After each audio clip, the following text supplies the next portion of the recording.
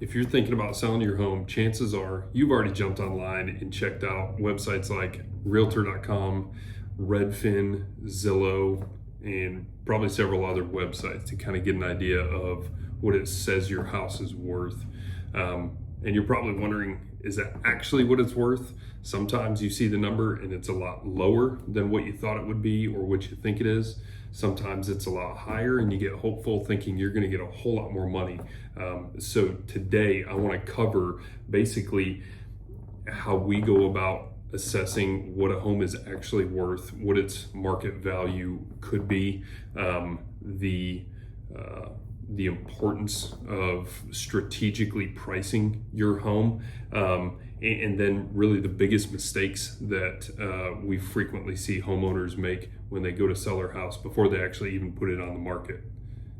So one of the biggest misconceptions that people have is, hey, if I just price it at the top of where I think it needs to be or what it's actually worth, then I'll get the most amount of money. But in all reality, that's not going to be the best strategy for most people. It may work for some people depending on the market you're in, the area you're in, if there's something unique to your house. And I can understand why people would want to approach it from that perspective. It's a huge investment. You've put tremendous amounts of time, money, and effort into your home, and you want to be able to maximize that so you can continue to move forward or eventually get that dream home that you've always wanted. But the goal is for the right price, not necessarily the highest possible price.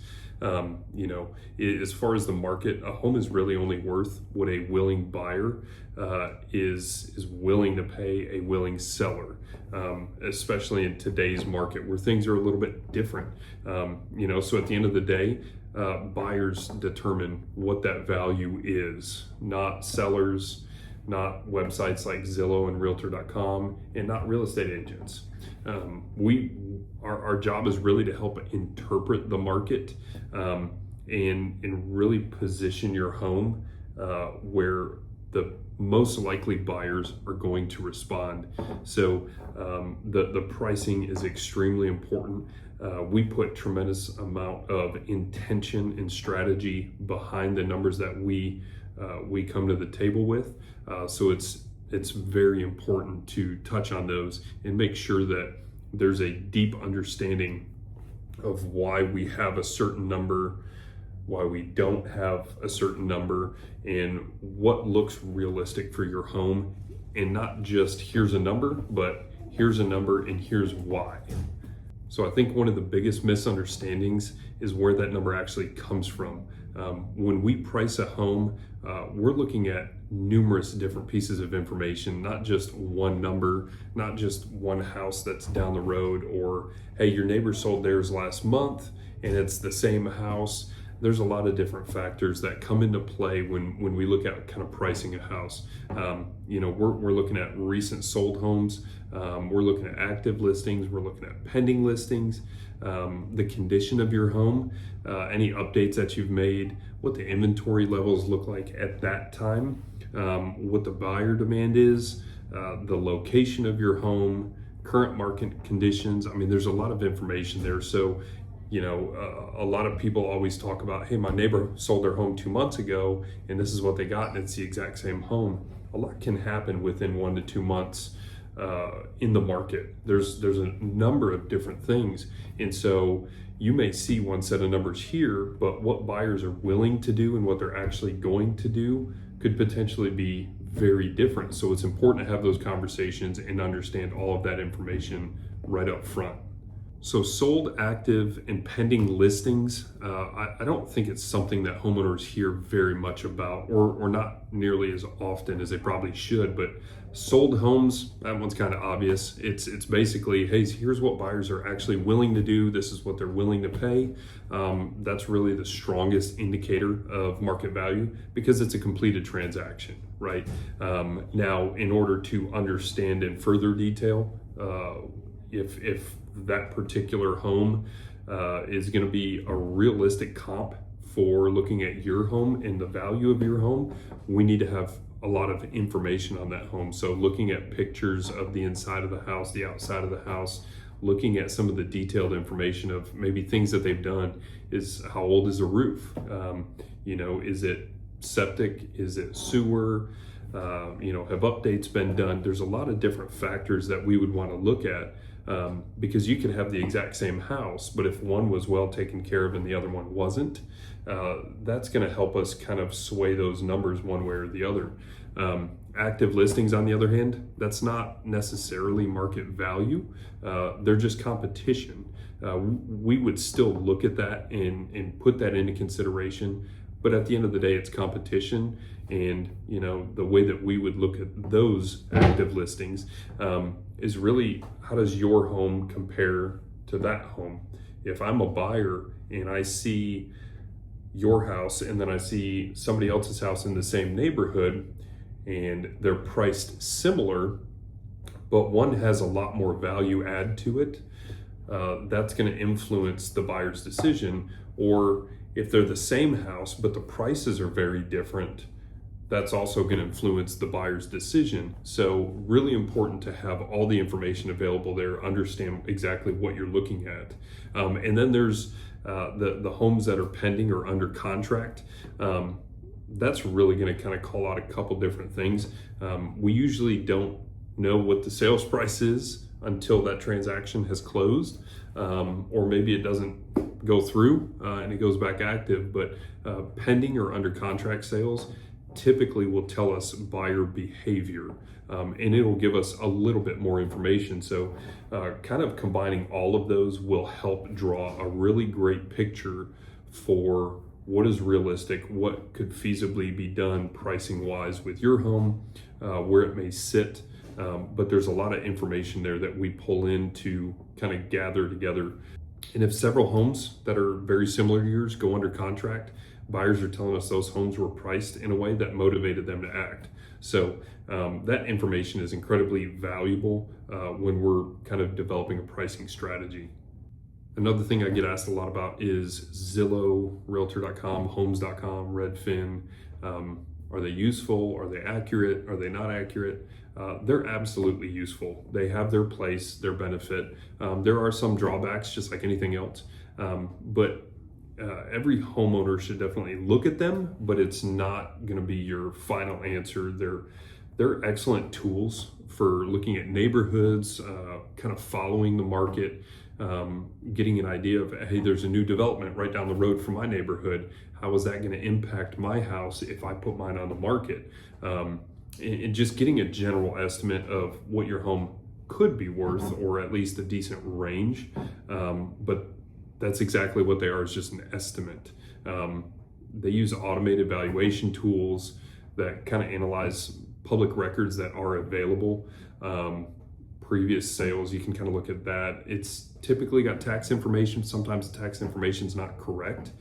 So that does have an effect to a degree. And then really any market data that is available to calculate a value, that's pretty much what it's using, which is very useful as a starting point. But those websites can't do a number of different things. They can't walk through your home. They don't know that you've updated the kitchen. They don't know you've put new flooring in. They don't know that you've put crown molding in, or you've upgraded all the appliances. It doesn't know that you spent a bunch of money on the landscaping, or that you installed an irrigation system, you put a new roof on. I mean, there's a lot of things that those websites are not aware of, and they don't know, and they can't provide a value based on something that they don't have full information of. So they do have their place. It's a great tool, but I wouldn't lean on it solely, because there's a lot of other valuable information there. So those are all factors that buyers notice when they walk through a home, and they can have a significant impact on value.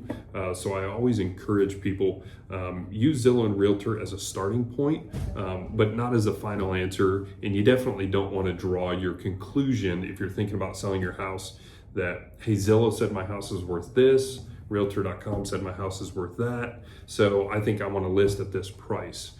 There's a lot more to it. So don't utilize that as kind of your final number or decision-making source.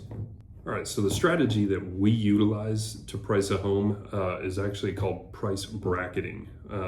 We won't just give a single dollar amount.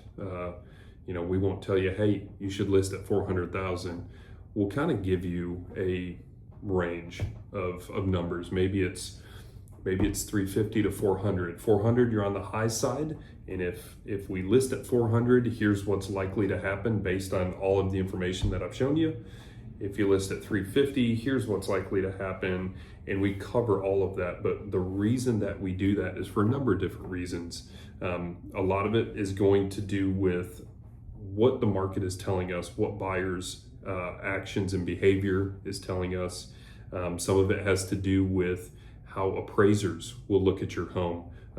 We think that is a very important piece to consider when you do price a home, because if you do price too high, you go under contract and then the buyer has an appraisal on the house and the appraiser says it's worth a lot less. That's going to cause a whole nother situation there you really don't want to have to deal with. So if you can address that on the front side, it saves a lot of headaches, saves a lot of time, and potentially gets you to the closing table a lot quicker. And then the other thing is, think about when you were searching for your last home.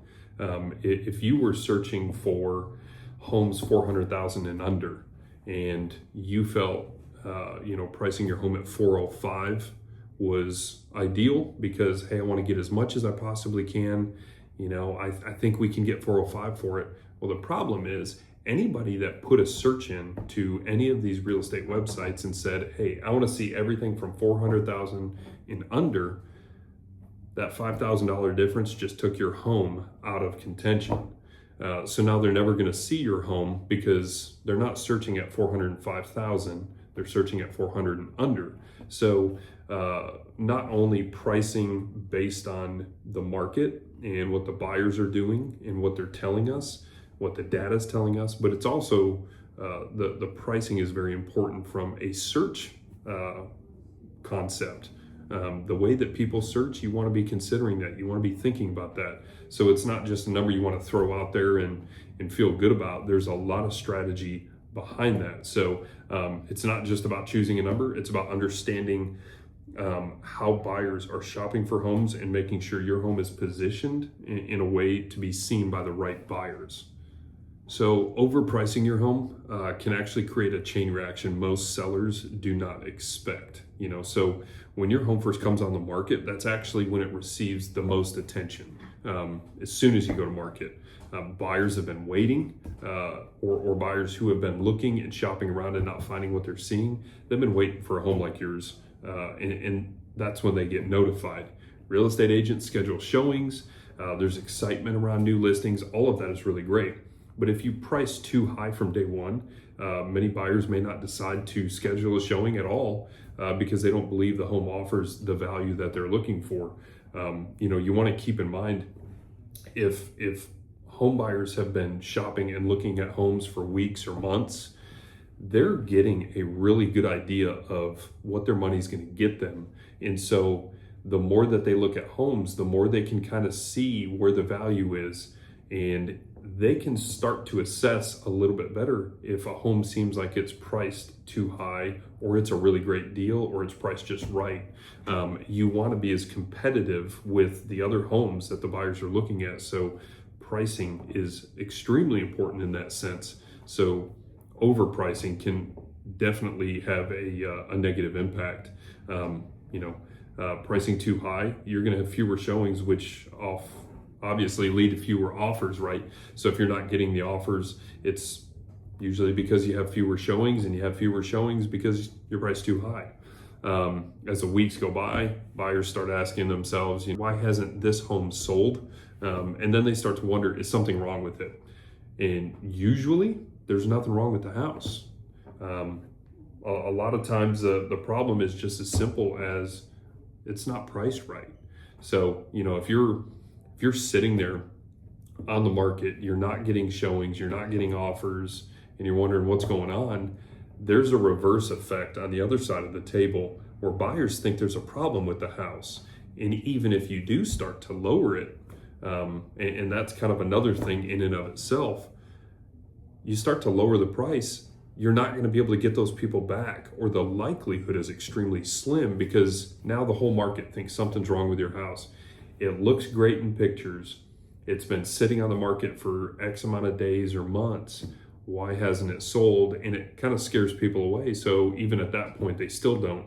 And then kind of going back to the point of lowering the price, you never want your strategy to be price it high. And if nobody comes to the table, then we'll lower the price a little bit, because it's creating a lot of issues and it's creating a lot of concern with buyers.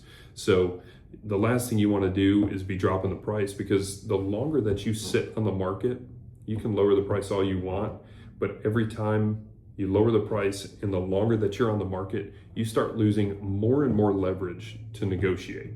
5 days on the market, you get an offer, you're in a really good position, most likely.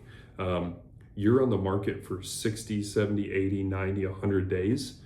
You don't really have much leverage to negotiate, because either that buyer is going to walk away, most likely, or you're not going to get it sold. So it's really, really important to establish all of this up front, be very strategic with it, and plan accordingly, and have great conversation with your real estate agent and understand exactly what it is you're doing.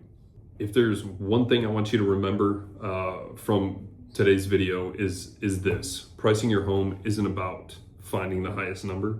It's about finding the price that gives you the best opportunity to accomplish your goals. A well-priced home attracts qualified buyers. It creates more interest and positions you for a successful sale. And so that's why pricing is one of the most important decisions you'll make when you are selling your home. If you're thinking about selling your home in Maryville, Alcoa, Knoxville, any of the surrounding areas in East Tennessee, and you like a personalized home valuation, we'd be happy to help. Give us a call, send us a text, shoot us an email, and we'll discuss your home's value based on today's market condition and what your specific goals are. And you can also go to beechsignaturehomes.com to read the blog, where we're going to pretty much have some more of this information, some of it a little bit more detailed about everything that we basically discussed today. And if you found this video helpful in any way, I'd really appreciate if you'd like the video, subscribe to our channel, because we're going to continue posting more videos that help home sellers and buyers, and share it with somebody who's thinking about selling their home. So thanks so much for watching, and I will see you guys in the next video.